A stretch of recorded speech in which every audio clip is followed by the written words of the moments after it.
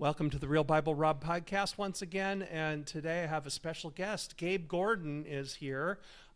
Gabe is an author of a recent book that's really cool called The Fundamentals of a Recovering Fundamentalist.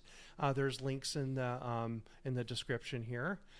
We went to seminary together, and Gabe was my TA for historical theology, and now he's a grad student at Marquette University specializing in historical theology. And his interests are in early Greek and Syriac speaking Christianity and post-supersessionist Jewish Christian theology.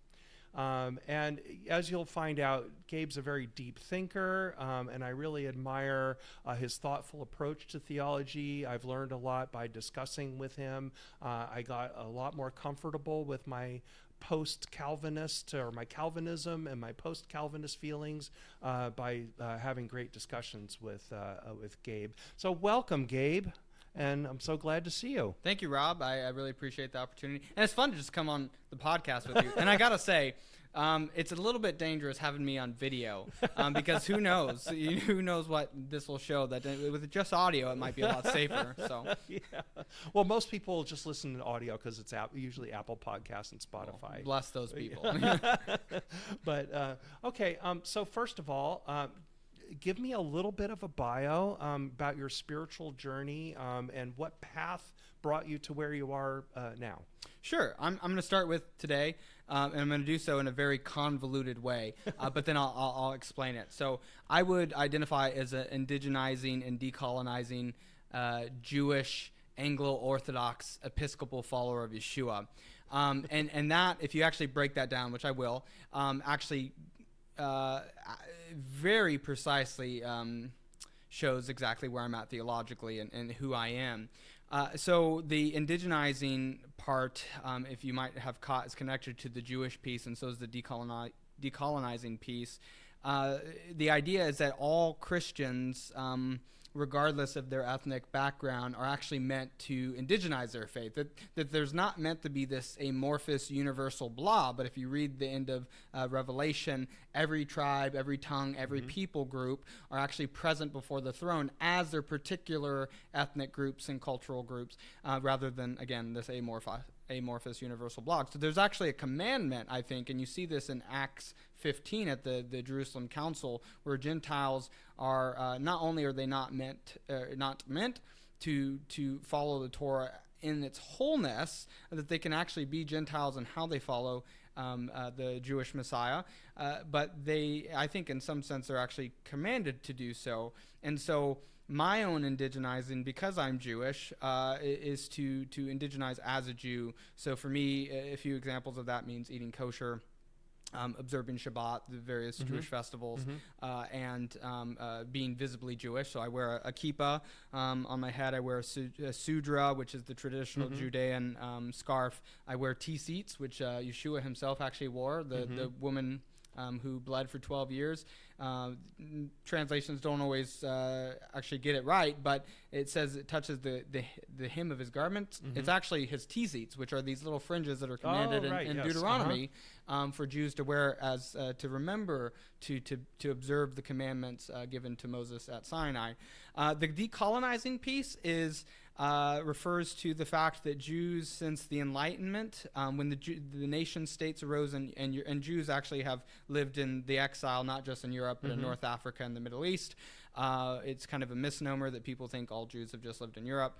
But my particular Jewish ancestors were in Europe, and in Europe, at the rise of the nation states after the Enlightenment, you had this idea that we can't have nations inside of nations, and so the Jews were a problem, and the new European nation states essentially colonized ideologically the Jews, and they said, well, if you want to be citizens, if you want to have political emancipation, you actually need to look like us, you need to think like us, you need to act like us, and that process worked. There's generations of Jews in the 19th century on. Karl Marx, his family is actually an example of this. Einstein, and many Jews today that actually are very, in the way they think and the way they act and the way they live and look, is actually very much so, Right.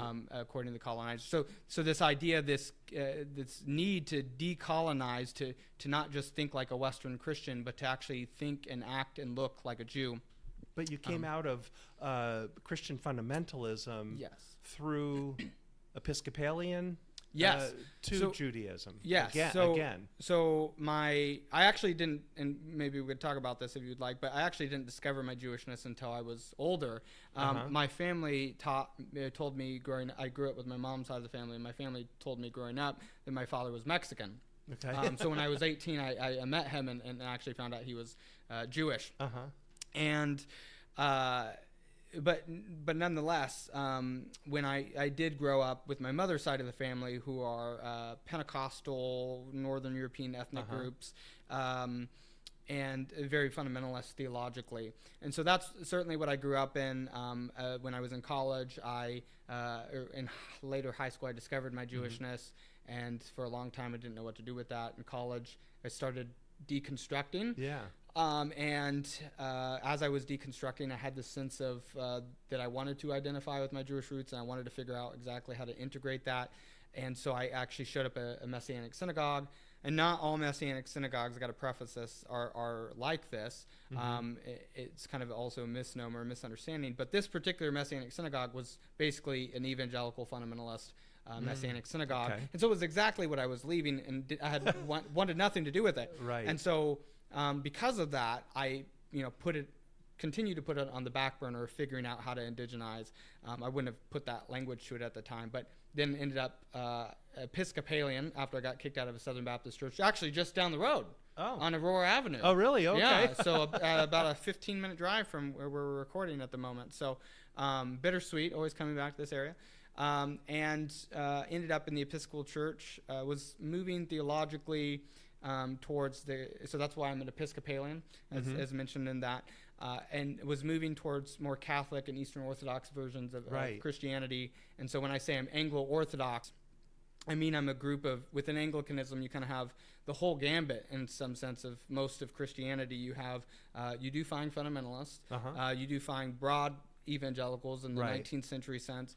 You find mainline or liberal Protestants, and you find Anglo-Catholics who are essentially Catholic in their theology, maybe more Catholic than the Pope.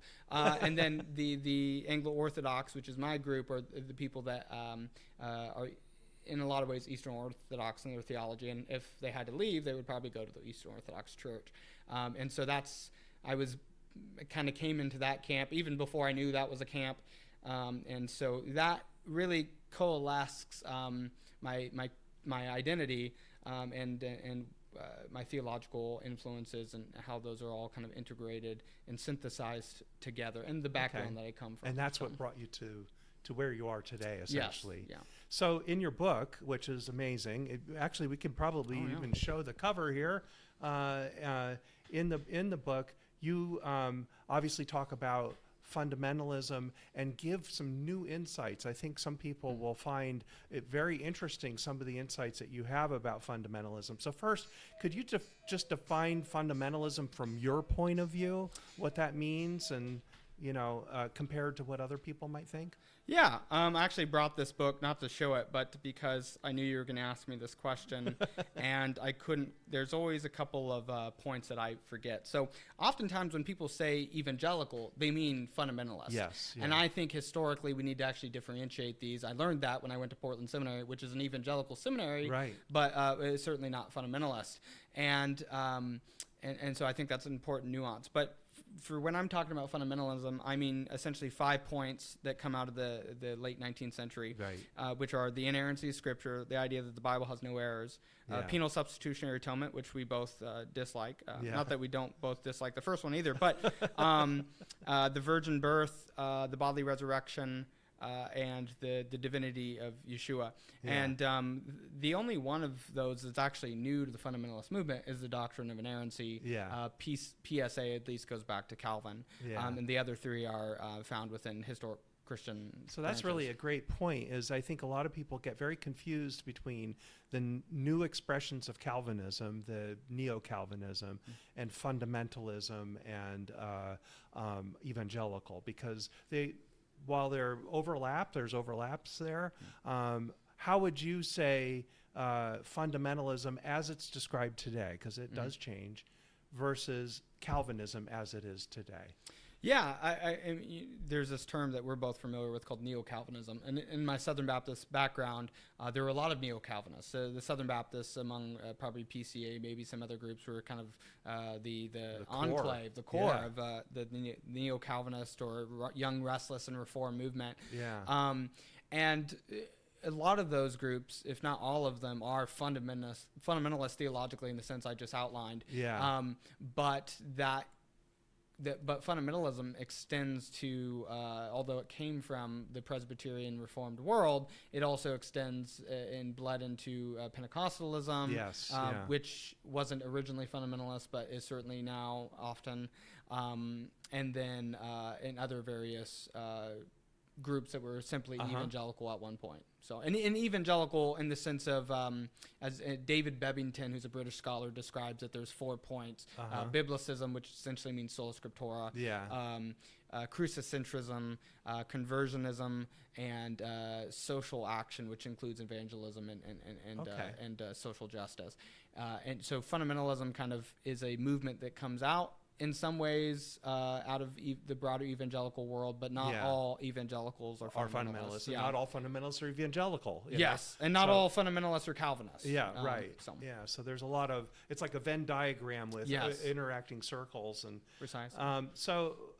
When you speak a lot about fundamentalist methods, or how the fundamentalists create their theology, or develop theology using Scripture, when you look at it from, early church fathers' point of view, when you see how fundamentalists, how their methods seem to be, and this is one of the great insights that I've gotten from you, they use a lot of the same methods that liberal theologians have been using. And in fact, they're almost indistinguishable a lot of times. So could you tell us a little bit about that? What is it that... you'd think that they would be at loggerheads, right? Yeah. But they're not. Yeah. So, I'll tell a parable. Okay. The parable of the Frenchman. Have you ever heard of this parable? So the idea is that the parable goes this way. There was a man that moved to a new town in France, a small town, and he would go to a bakery every day. And at the bakery, he'd get a fresh baguette. And every time he went to the bakery, there was a man there. Every time he was there was the same man. He hated the man. He thought he was arrogant. He thought he was bigoted. He thought he was irrational. He thought he was backwards. Basically, he's the worst of the worst. And the more he went to the bakery, the more he hated this man. And he eventually began to make some friends, and he would go out afterwards in the evenings and hang out with his friends at a cafe, and he would complain to his friends about this man at the bakery, and continued to do this for a long time. And eventually the friend says, "I want to meet this man." And he says, "Well, I'll take you to the bakery. He's always there when I'm there." Always. And so they go to the bakery, and he sees the man, and he says, "There's the man right there. I told you he would be here." And the friend looks at him, and he looks at the man, and he looks at him, and he looks at the man, and then he looks at his friend for the last time, and he says, "You're looking into a mirror." So the idea is, right, from the parable, which I made up. I made that parable. So of course you would not have heard of it. And now now we do. Now we do. But the idea is that and you can, I with my own family, I look at my family, and the traits that I hate the most about them are the traits I see in myself. And so the idea is that we hate the people we hate the most, oftentimes, not always, but oftentimes, because they're us. Yes. And that's the case, I think, with fundamentalists and liberal Protestants, that they do argue a lot, and they act as if they are separate movements, they have separate ideologies, but in reality, they're really the same movement. And Right. Justo Gonzalez, the Cuban-American historical theologian, and Stephen Long, the Anglo-American Methodist scholar, have right. both made this point that the fundamentalist movement is essentially just as modernist as the liberal Protestant. Yeah. And if liberal Protestantism is an adopting or adapting Christianity according to modern sensibilities or Enlightenment sensibilities, Northern European sensibilities, all these are kind of ways of talking about the same thing, then fundamentalism absolutely is a liberal Protestant movement. It's doing the same thing. Inerrancy is a very modernist doctrine. Right, it didn't exist it, before. Precisely, before the Enlightenment. It is only made possible with Enlightenment philosophy. Yeah. And so, and some of these, both groups ask the same questions. So both of them will ask, can we prove scientifically that miracles and the resurrection, for instance, can we prove that scientifically? The liberal Protestants will say, well, of course not. And the fundamentalists will say, of course, yes. They're not actually, they're asking the same question. So they're fundamentally operating with the same modernist assumptions. They read the Bible the same way. Right. The fundamentalists will prefer to call it the historical grammatical method. And they'll say, well, we don't really do historical criticism, but they're doing historical criticism. It's not any different. My first master's at Portland was in biblical studies, and I grew up, with the historical critical method. I went to a Southern Baptist university and was in the theology department, and that's what we were taught. The Gordon Fees, how to read the Bible textbook, which proposed the historical critical. What a lot of people would think is default Christianity. Yes. Yeah. Yeah. And this is so or what they've at least been taught that. Yeah. And so they read the Bible essentially through this modern historical critical lens that the Germans came up with, and a few other people, but primarily the Germans during the Enlightenment period. Yeah. And they so they're not actually reading the Bible differently. And this is actually all these questions that they're asking, all the way they're reading the Bible is fundamentally foreign to the way the church in Israel read the Bible before the Enlightenment or before modernity. The primary way, and really, at least the historical method of reading the Bible, you can say in some sense, is a reductionist method. I remember there's a book by John Shelby Spong, who unfortunately was an Episcopalian. Yes. And he had a book called the Heresy of Literalism. And in Episcopal mainline circles, you often, in liberal Protestant circles in general, you often get this idea, this notion that literal reading of the Bible is always wrong. Right. And that's actually also a reductionistic. The pre-modern way of reading the Bible was so much more multivalent than that. Yeah. Right? That there was always a literal reading. But that there is always also an allegorical or spiritual meaning. Yeah. And that's a sacramental way of reading the Bible, right? Yeah. The idea is that the allegorical, the spiritual method, or the spiritual or allegorical meaning is actually the Messiah himself incarnated or embodied in the Scripture. And I think that's behind a lot of the movement toward different critical methods and narrative criticism and so forth later in the 20th century, right, was to step away from that argument about is it true, is it not true, right? Yeah. Because the true, not true argument is kind of a waste of time in a lot of sense, right? Because, and instead of saying, well, if you read the Bible literally or whatever, and I don't, we can still, be in communion in worship, and we don't have to argue. Yeah, I don't know. Is that the way you see it, or how would you say it? So I would say a couple things to that. I would say within Judaism, there's a line from the Mishnah that says talks about argument for the sake of heaven. So arguing, at least in Judaism, is actually a good thing. Yeah, that's how we get to the truth. And so the joke goes, you have ask any three Jews their opinion, you get 4 answers, right? And I think Christianity is at its best when it's operating kind of within that mindset diversity is good. Yes, it's actually built into the very nature of God from a Trinitarian and even Christological perspective. So on the one sense, like they're stepping away from the historical critical method, and they're stepping away from the questions that historical literal reading of the Bible is asking. But it's still slightly different, I think, than it's not a is it true or not. There is truth in the Scriptures, but the truth in the Scriptures is always the Messiah. John 14:6 Right. says, he Yeah. claims that he is truth itself.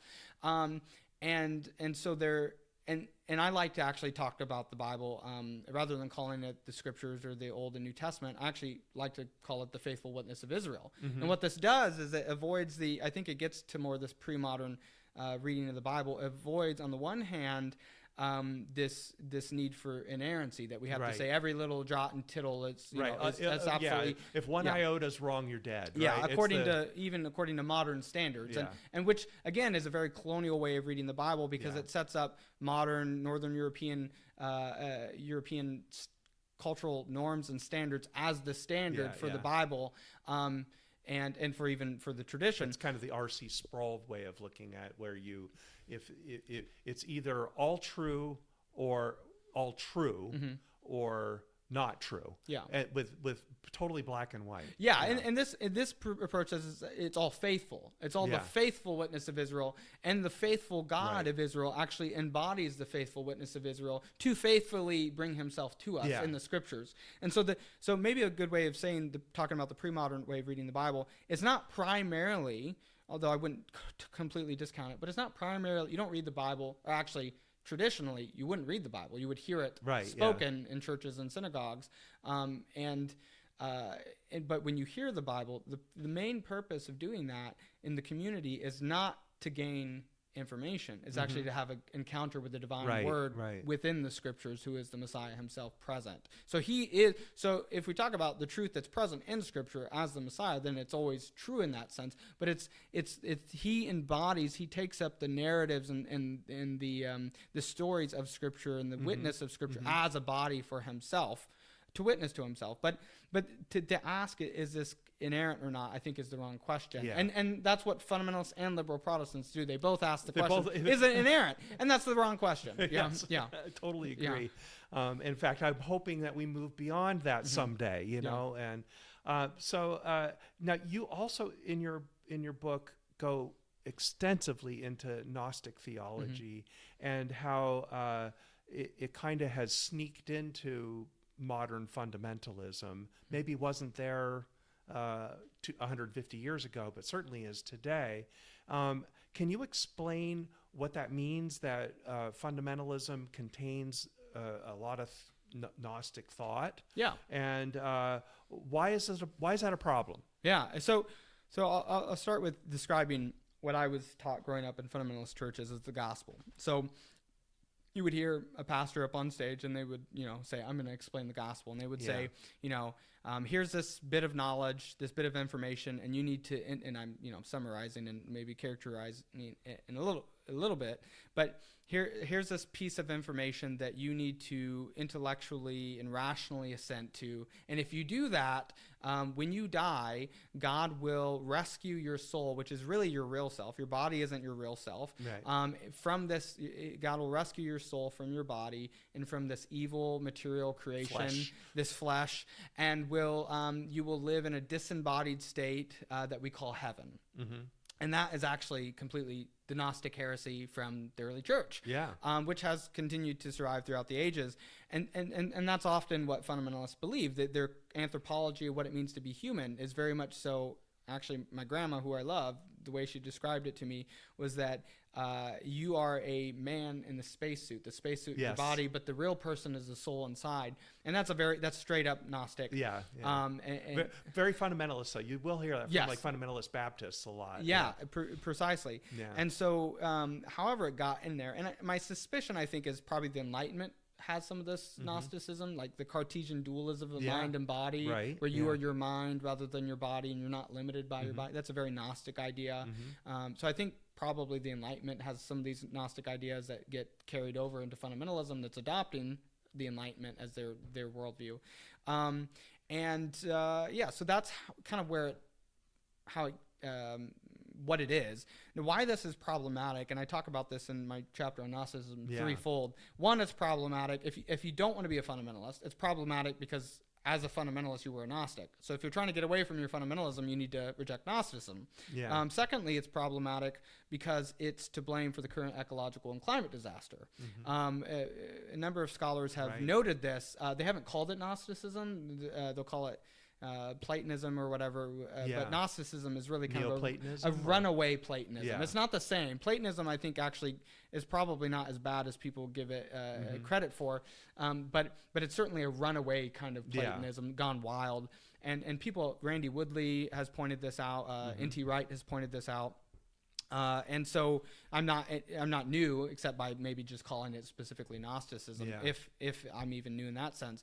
But so if you believe that the material realm is bad and it's not good, as Genesis affirms, as the Jewish tradition that Christianity is part of affirms, well then you're not going to treat creation well. You're not going to bother to recycle. Right. You're not going to bother to create a political system that doesn't abuse nature. Right. There's a nihilistic aspect to it. Is that what it is? Yeah, because I mean, if your body's really going to rot away, if the creation is really going to rot away, then who gives a fuck, I don't know if you have to beep that out, but, what happens to all of this? It's really just about me, you know, getting into heaven, right? Right. And so, and that has, if you look at Western culture, this is really the impetus for our current climate ecological disaster. And the third piece is it's anti-Judaism. Yeah. If you look at the early church and Gnosticism, which I would not call Christian, because I think if you openly declare that you do not worship the God of Israel, you're not a Christian. Mm-hmm. Because to be a Christian is to worship the God of Israel, of Abraham, Isaac, and Jacob.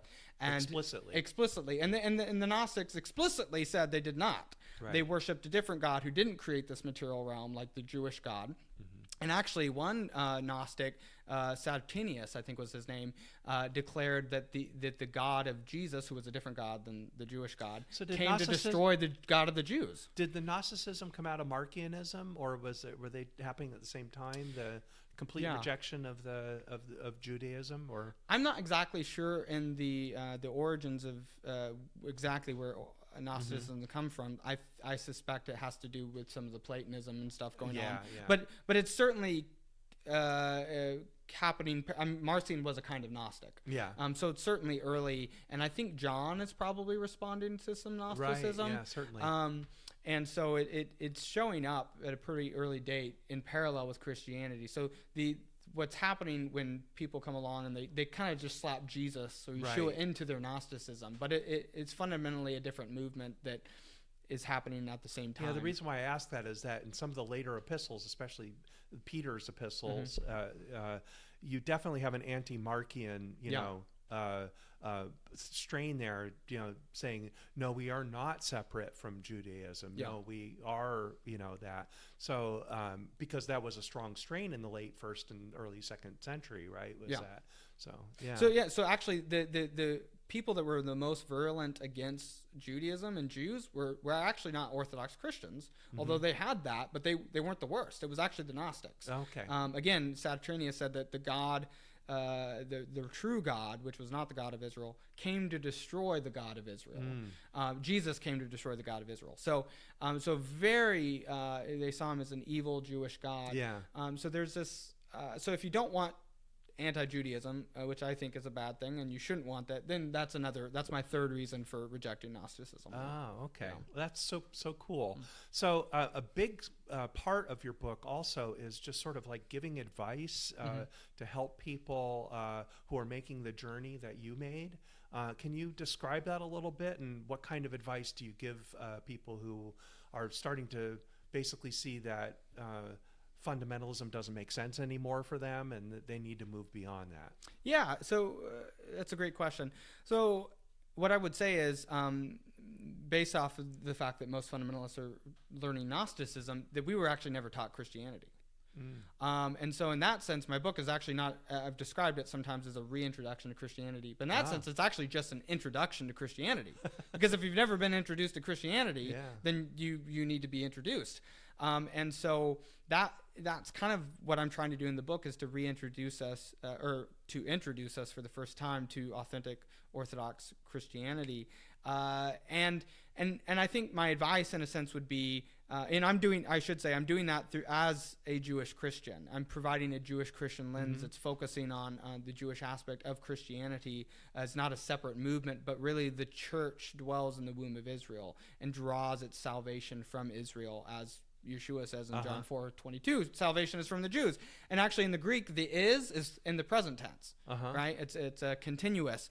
So it's not, it was from the Jews, it is from the Jews. And actually, if you say, if you recognize that Yeshua is Jewish, when he says, I am the way, the truth, and the life, nobody comes to the Father except through me, what that says is the way, the truth, and life is a Jew. It's Jewish flesh and blood, and that the only way anyone can get to the Father is through Jewish flesh and blood.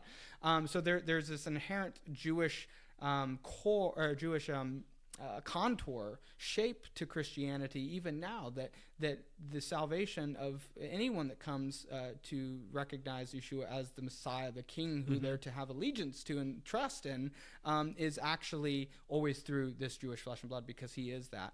And so, you know, that's certainly the lens I'm approaching it through. But I'm also, and I want people, I think that would be in my advice, is to listen to Jewish, Christian, and Messianic Jewish voices, which have been neglected. There's a new commentary, which I think is a great thing they're trying to do. It's called the New Testament in Color, the IVP put out. I was looking through the contents, and they've got Native American authors, Asian American, Africans, African Americans, which is all phenomenal, and I absolutely affirm all of it.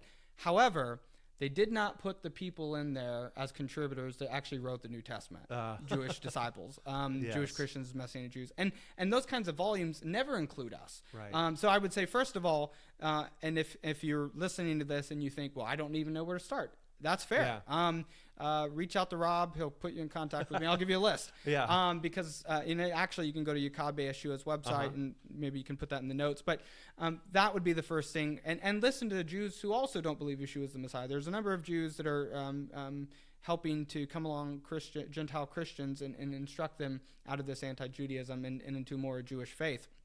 Now, and when I say Jewish faith, I don't mean converting to Judaism. I mean Christianity is a kind of Judaism. I'd like to abolish the word convert, because the idea, and I've learned a lot from Jewish friends and congregants even, that there's it would be so much better if we saw each other as theological siblings, theological brethren, because we're really moving toward the same direction. We're still pointing to the same God, right? So. And if from my particular Jewish Christian perspective, if salvation comes from the Jews, then a Jew can't convert. It's the Gentiles who are converting, right? It's not Jews that are converting. We already follow the God of Israel. If we're observant, then we're already following the God of Israel, even if we're not consciously acknowledging Yeshua as the Messiah, because there's only one God of Israel. So I think, conversion there's more common ground than we recognize. And that as well. So, but I absolutely agree with you. Convert is especially for Jewish disciples, whether the Messianic Jews or Jewish Christians, is the absolutely, theologically, the most wrong word to describe what's going on. But so that kind of lays the groundwork for what I would say as my advice. I would also add that Christianity was around for 1,800 years before the Enlightenment, before liberal Protestantism and fundamentalism, and most of it is not from Europe. Most of it's not from Northern Europe. Most of it's from Southern Europe and North Africa and East Africa and Israel. And actually, Syriac Christianity is called the Christianity of Asia because it was in India by 200 AD, which is well beyond a lot of Europe, and it was in China by 600. There were parts of Europe that were still not evangelized when they were in China. Darmain McCullough writes about that, about how Christianity, we tend to see it just in Western European point of view because of the dominance of the Catholic Church, right? And even the Orthodox Church that came out of that, but that totally misses the fact that the Syriac, India, China, of course, Ethiopian, Celtic Christianity, which are distinct as well. So, wow, I mean, it's so much broader, I think, than most people realize. And really, right now, the resources are exploding to where easily accessible translations are coming out for Christian authors from these other traditions. And a lot of these traditions are still around, right? The Syriac Orthodox Church in India, who's existed at least for 1,800 years, is still there. They still exist. The the East Syriac or a Syrian Church of the East that's from Mesopotamia, modern day Iraq, Yeah, and and Turkey. Aleppo. They're still around. Yep. And these The are people, Armenians, the Armenian the Christians, Armenians, the Georgian Christians. These are still around. These are people we need to be reading. And I would say, actually, I would make a distinction between the Roman Catholic Church as Southern European Christianity and Protestantism as Northern European Christianity, because that's really where the split happens, is geographically, and there's a lot of cultural differences.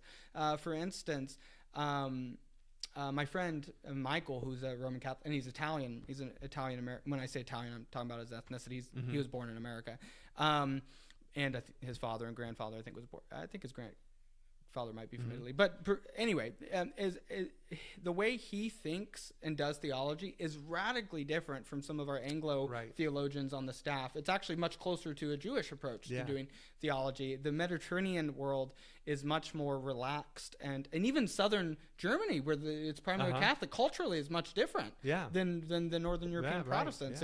They're maybe a little bit more wet and wild. I don't know if that's the right way to put it. And they call Munich is the most northern Italian city is Munich. Yeah. So I'm not saying that we can't listen to any Protestant voices. I make that very clear in the book. But I also think we discount. And that's not to say the Catholic Church hasn't done terrible things, but we discount the Catholic Church as a distinctly Southern European religion to our own fault. And I'll say this last thing about it is that in the 19th century, the evangelicals and the liberal Protestants, they didn't want Southern European peoples to come to America because they would say, well, we don't want Catholics here. But that was actually tied to an idea that they were racially inferior. Yes. And Irish were racially inferior too. Yes. And the Nordic the Nordic Christianity, i.e., Protestantism, was seen as superior because it was ethnically superior. It was Nordic people. So Southern the thing that people had against Catholics had to do with their racial origins from Southern Europe. And so anyway, all that to say is it makes things more complicated. But we have all these groups of Christianity, not just Protestantism, but again, I read Protestant and evangelical authors, but a Southern European Catholic tradition, which actually it's not just Southern European, comes out of North Africa too. And then, as we've mentioned all these ones, I don't need to go over. But so read these people, both contemporary scholars today, and also go read dead people for 1,500 years ago. We talk about reading brown people all the time, right, in our culture. But if you're reading, this might be a little controversial, but if you're reading a Korean, but he's Methodist and he does theology like an English Methodist person, he's not doing brown theology. Right. But if you want brown theology, you need to go to the traditions that are brown. So like the Ethiopian tradition or the Coptic tradition, the Syriac tradition or Judaism or Armenian or any of these kinds.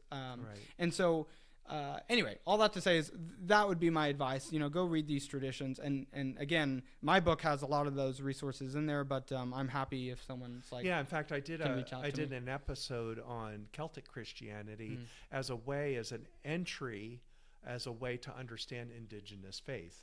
Because, if you're a white Northern European type person, you may have more trouble understanding, say, Coptic or other groups, but it's pretty easy for most to understand Irish and Scots-Irish, because a lot of us have a Scotch-Irish history, especially in America. So whatever entry path you have to engaging with indigenous faith will help you understand indigenous faiths everywhere.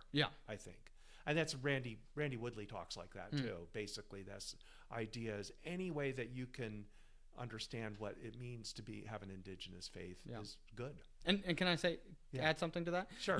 And one of the things I talk about in the book, well, actually, I don't know if I say this in the book, but white supremacy was not just detrimental to Jews and black people and Native Americans. It was actually detrimental to Europeans. Oh, absolutely. It actually takes away the identity and the rootedness that the Irish had, that the English had, that the Germans had, that the French have, and the Dutch, and so forth. It actually took something from the people we call white people today, and it's a social construct. Homogenized them. Yeah, and so I would say if you're someone of Northern European ancestry, whether it's Irish or English or German or French or whatever it may be, that if you want to fight white supremacy, you do so by indigenizing. You do so by reclaiming your ethnic roots. Right, where you come from. Yeah, where you come from. And Celtic Christianity, particularly if you have a Celtic background, is a phenomenal way to do that because it is an indigenous Christianity that shows, I'm not nearly as familiar with indigenous Christianity as I should be or as you are, but, not indigenous, Celtic Christianity. But from what I understand, it certainly is a phenomenal example of what Christianity looks like enculturated in these particular lands. And I think that's without important. Roman influences. Yes. Yeah. So anyway, is there anything you'd like to close on, or not that I can think of. Okay. Yeah. But anyway, thank you so much for being with us. Gabe's going to speak at my church tomorrow, and the book is great and really helpful. And I like we talked about with it, Randy Woodley is a professor of ours we know quite well, and just any way you can engage in this idea of rediscovering a Christianity that doesn't have all of the overlay of what we're used to, fundamentalism. So thank you so much, Gabe. Yeah, absolutely. I really pleasure. appreciate it. And like I always say is people say lots of things about the Bible that aren't really there. And God bless you and God bless Gabe. Yeah. Thanks, Rob. Shalom, everybody. Shalom.